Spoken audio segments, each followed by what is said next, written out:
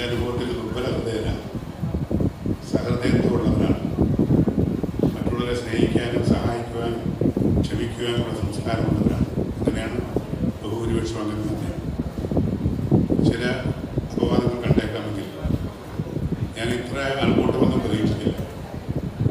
ഇവരുടെ ഈ കഴിഞ്ഞ ദിവസത്തെ പരിപാടിയിൽ പ്രസിഡന്റ് നടന്ന ശ്രീ ഹരിയുടെ അനുസ്മരണത്തിലാണ് ഞാൻ അന്ന് കുറച്ച് 10-15 പേരെ ഉണ്ടായിരുന്നു. ഇതിനെന്നെ ക്ഷണിക്കുമ്പോൾ ഞാൻ വരണോ വേണ്ടയോ എന്ന് ഒരുപാട് ആലോചിച്ചു.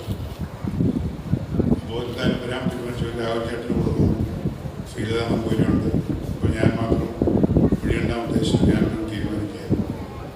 ഇനി നിങ്ങളുടെ ഈ ടൈം കാണുമ്പോൾ സൗഹൃദത്തിൻ്റെ ഒരു ശക്തിയെക്കുറിച്ചാണ് ഞാൻ എനിക്ക് ഓർക്കുന്നത്. മറ്റൊന്നുമല്ല, കുറച്ച് കഥ പറഞ്ഞ് ഞാൻ അവസാനിപ്പിക്കും. അത് മറ്റൊന്നുമല്ല, പണ്ട് ബ്രിട്ടനിൽ ഒരു വലിയൊരു ധനികനുണ്ടായിരുന്നു.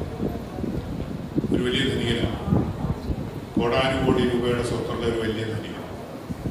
അദ്ദേഹത്തിന് ഏക മകൻ 9 വയസ്സുള്ള ഒരു കുട്ടി ഉണ്ടായിരുന്നു. വർഷകാലത്തും തണുപ്പ് കാലത്തും ഒക്കെ അദ്ദേഹത്തിൻ്റെ ഗ്രാമത്തിലുള്ള ഒരു ബംഗ്ലാവിൽ താമസിക്കാൻ പറ്റുമായിരുന്നു ഭാര്യ സമയത്ത്. അപ്പോൾ ആ ബംഗ്ലാവ് കാത്തു സൂക്ഷിക്കുന്ന ഒരു തോട്ടക്കാരനും ഭാര്യയും ഒരു മകനുമാണ്. ആ കുട്ടിക്ക് 9 വയസ്സ് പ്രായമാണ്. അങ്ങനെ ഒരിക്കൽ ഈ വേനൽ അവധിക്ക് ഈ പണക്കാരൻ ബംഗ്ലാ ഈ ചെറിയ സ്ഥലത്ത് വന്ന് താമസിക്കും. അവിടെ ഒരു അരുവിയുണ്ട്. ആ അരുവിയിൽ കണ്ടപ്പോഴത്തേക്ക് നമ്മുടെ പണക്കാരൻ്റെ മകന് കൗതുകം തോന്നി. ചെറിയ പേപ്പർ കൊണ്ട് ബോട്ട് കളിക്കാൻ തോന്നി. അങ്ങനെ അവൻ ചെറിയ ബോട്ട് കൊണ്ട് ഉണ്ടാക്കി അതിനകത്ത് കളിക്കാൻ. അപ്പുറത്ത് അതേ പ്രായമുള്ള കുട്ടി ചെടിക്ക് വെള്ളമൊഴിച്ചുകൊണ്ടിരിക്കുകയാണ്. അവൻ ഈ കുട്ടിയെ കൗതുകത്തോടെ നോക്കിക്കൊണ്ടിരുന്നു. പെട്ടെന്നായിരുന്നു അപ്പോൾ അച്ഛനും അമ്മയും തൊട്ടപ്പുറത്ത് ഇരുമുണ്ട്. തോട്ടക്കാരൻ അദ്ദേഹത്തിൻ്റെ ജോലി ചെയ്തുകൊണ്ടിരിക്കുന്നു. അങ്ങനെ അവരെല്ലാം ആസ്വദിച്ചിരിക്കുമ്പോഴാണ് ഈ പയ്യൻ കാല് തെറ്റിയ നദിയിൽ ഒരു ഒഴുക്കുള്ള നദിയായിരുന്നു. പെട്ടെന്ന് ഒഴുക്കപ്പെട്ട ആ കുട്ടി വളരെ വേഗത്തിൽ മുന്നോട്ട് പോയി കൈകാലിൽ അടിച്ചു. ഓടി വന്ന അച്ഛനും അമ്മയ്ക്ക് നോക്കിയെടുക്കാൻ കഴിഞ്ഞു. അവരാരും എടുത്തിയാടി ഇങ്ങനെ രക്ഷിക്കാൻ ശ്രമിച്ചില്ല. അങ്ങനെയാണ് ഒരമ്മയും തൻ്റെ കുഞ്ഞ് സ്ഥലത്തിൽ വീഴുമ്പോൾ കൂടെ ചാടി രക്ഷിക്കാറുണ്ട്. അവരുടെ ജീവനെക്കുറിച്ച് ആലോചിക്കുമ്പോൾ അവരുടെ മാതൃത്വം മാറി ഈ അച്ഛനും അമ്മയും കൂടെ നോക്കി നിൽക്കുന്നതല്ലാതെ ആ നദിയിൽ ഇറങ്ങുവാനോ നദിയിൽ ചാടി കുഞ്ഞിനെ രക്ഷിക്കാനോ ശ്രമിച്ചില്ല. ഒരുപക്ഷെ അവരുടെ ജീവൻ അപകടത്തിലാകും എന്നുള്ളതുകൊണ്ടാകും. പക്ഷേ അടുത്ത് നിന്ന് കണ്ടുകൊണ്ടിരുന്ന കുട്ടി, 9 വയസ്സുള്ള കുട്ടി, ഒരിട്ട കുതിപ്പായിരുന്നു. കയ്യിൽ നിന്ന് പൈപ്പ് എടുത്ത് കളഞ്ഞുകൊണ്ട് ഒരിട്ട കുതിപ്പായിരുന്നു. കുതിച്ച് ആ കുട്ടിയുടെ ഒഴുക്കിനകത്ത് ഓടിപ്പോയി അവിടെ ചാടി അവനെ മുറിയെ പിടിച്ച് രക്ഷപ്പെടുന്നു. വലിച്ച് എടുത്തുകൊണ്ട് കരയ്ക്ക് വെള്ളേക്ക് അങ്ങോട്ട് പറയാൻ ആ കുട്ടി തന്നെ ക്രിയകളൊക്കെ ചെയ്ത് കുട്ടി ജീവിതത്തിലേക്ക് തിരിച്ചു. അച്ഛനും അമ്മയ്ക്കും വളരെ സന്തോഷമാണ്. തൻ്റെ ഏക മകൻ, തൻ്റെ അനന്തകോടി സ്വത്തുക്കളുടെ ഏക മകൻ ജീവിതത്തിലേക്ക് തിരിച്ചു മരണത്തിൽ നിന്ന് രക്ഷപ്പെട്ടു എന്ന് പറഞ്ഞപ്പോൾ അദ്ദേഹത്തിന് വല്ലാത്ത സന്തോഷം തോന്നി. ആ തോട്ടക്കാരൻ ചോദിച്ചു, എടാ, നിന്റെ മകൻ എൻ്റെ മകനെ രക്ഷിച്ചു. എനിക്കത് ചിന്തിക്കാൻ പോലും കഴിയില്ല. ഞാൻ വിചാരിച്ചാണ് പക്ഷെ നിന്റെ മകൻ എൻ്റെ കുട്ടിയെ രക്ഷിച്ചു. ഞാൻ നിനക്ക് എന്താണ് സമ്മാനമായി തരേണ്ടത്?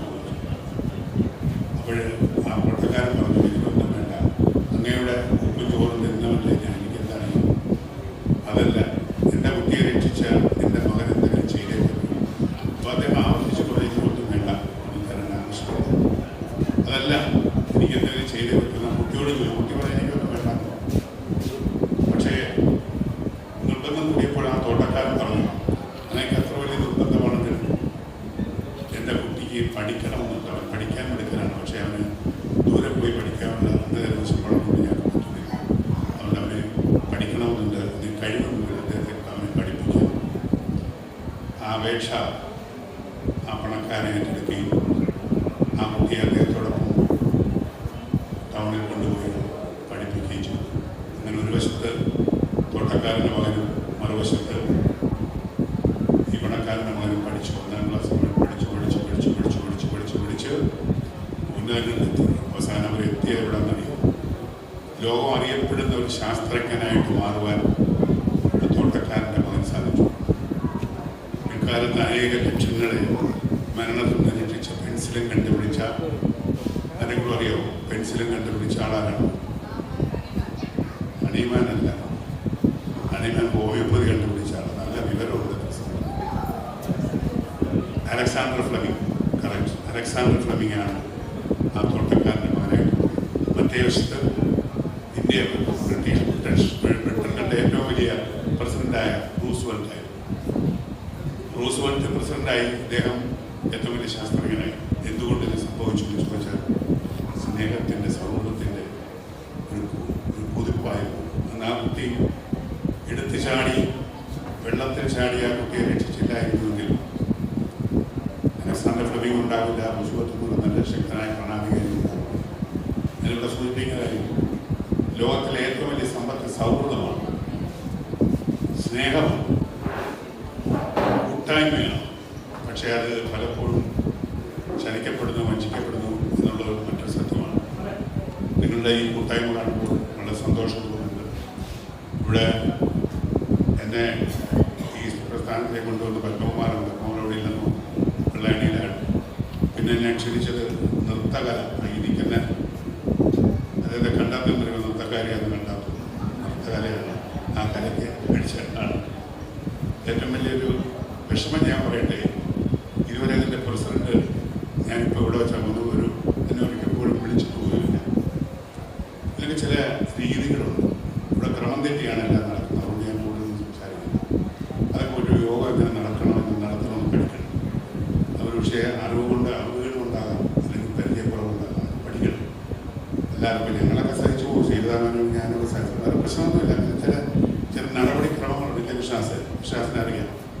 ശരിയല്ല ഞാൻ പറഞ്ഞത്. നടപടിക്രമങ്ങളെല്ലാം തെറ്റിയാണ്. അപ്പോൾ അതെല്ലാം അങ്ങനെയല്ല, ചിട്ടയായിട്ടെല്ലാം നടത്തണം എന്ന് പറഞ്ഞുകൊണ്ട് നിങ്ങൾക്ക് എല്ലാവർക്കും നിങ്ങളുടെ മനസ്സിലുള്ള ആഗ്രഹങ്ങളെല്ലാം സൗകര്യപ്രദമാകട്ടെ എന്ന് പ്രാർത്ഥിച്ചുകൊണ്ട് എൻ്റെ മുന്നിൽ ഒരു കലാകാരി ഉണ്ട്, ലത. ഡോക്ടർ ലത ഷാനി എന്നെ ഒരുപാട് സഹായിച്ചിട്ടുള്ള ഒരാളാണ്. വലിയൊരു കലാകാരിയാണ്, വലിയൊരു നർത്തകിയാണ്. ഒരുപാട് സിനിമകളിലും സീരിയലിലൊക്കെ അഭിനയിച്ചിട്ടുണ്ട്. മാത്രമല്ല സിനിമാ പ്രൊഡക്ഷന് കാശ് കൊടുത്ത് സഹായിക്കുന്ന ആളുകളാണ്.